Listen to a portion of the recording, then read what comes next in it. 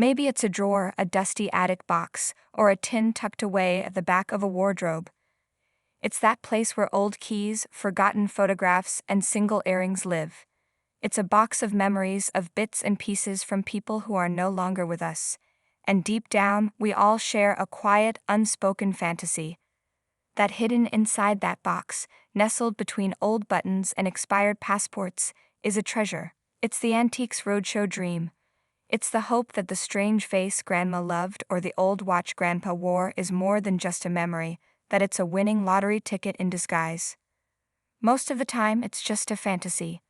But sometimes, as a recent episode from the beautiful Brodie Castle in Scotland reminded us, that fantasy walks right onto the lawn and becomes breathtakingly real. For one guest, it wasn't just a dream. It was a Tuesday. He had brought along a keepsake, a tangible link to a loved one, and was about to discover he was the guardian of a small fortune. The man, the memory, and the watch. Imagine the scene.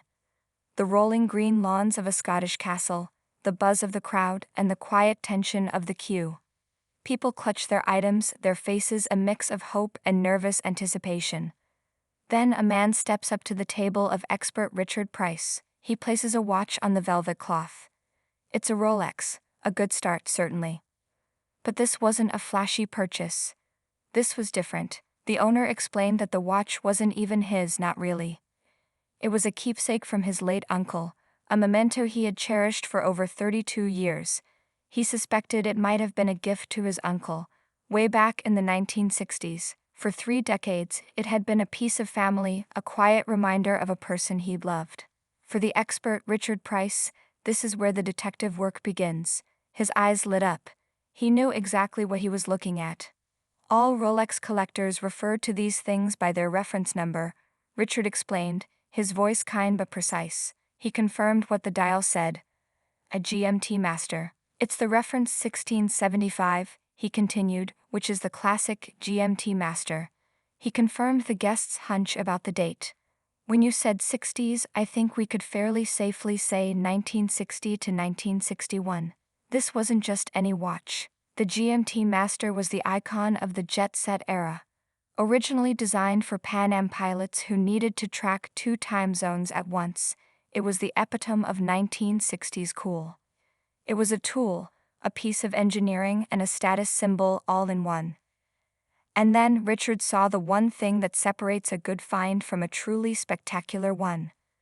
The spot-on detail that changes everything. Richard peered closer, his excitement growing. He was looking for something that wasn't there. You see, when it comes to vintage watches, new is a dirty word. Collectors hate that, Richard explained. He described the common tragedy of old Rolexes.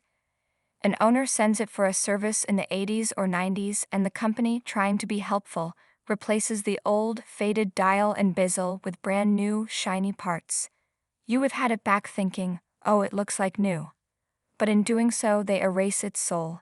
They wipe away the history, the patina, the very essence of what makes it a vintage piece. This watch had, by some miracle, escaped that fate. It was all original. The dial, the hands, the bezel, all beautifully preserved from 1961.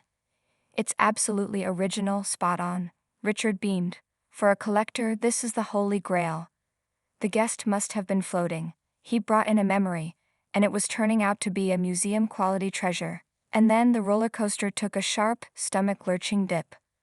The twist that cost a couple of £1,000. Richard's face changed. But, oh, the dreaded but. He pointed to the bracelet. It was a Jubilee-style bracelet, a perfectly nice Rolex product. But it wasn't the oyster bracelet that would have originally come on this tool watch. Worse, it said, made in the USA. Perhaps he specified that he did not want the oyster bracelet, Richard mused. He wanted a Jubilee bracelet, and they put this one on for him. And then the blow, which sort of detracts from it a little bit. The expert said, probably detracts from it by a couple of £1,000. A couple of £1,000. Imagine the air going out of the room. That's not a small deduction. That's a new car, a dream holiday. You could see the guest's heart sink. The journey was over. The bubble had burst.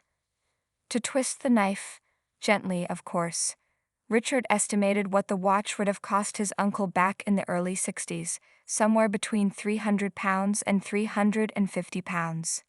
The guest, visibly disheartened, gave a small, wry laugh. Wish he bought more, he lamented. It was the perfect, relatable, oh well moment. He'd brought in a treasure, learned it was flawed, and was ready to pack it up and take his story home. But Richard Price wasn't finished.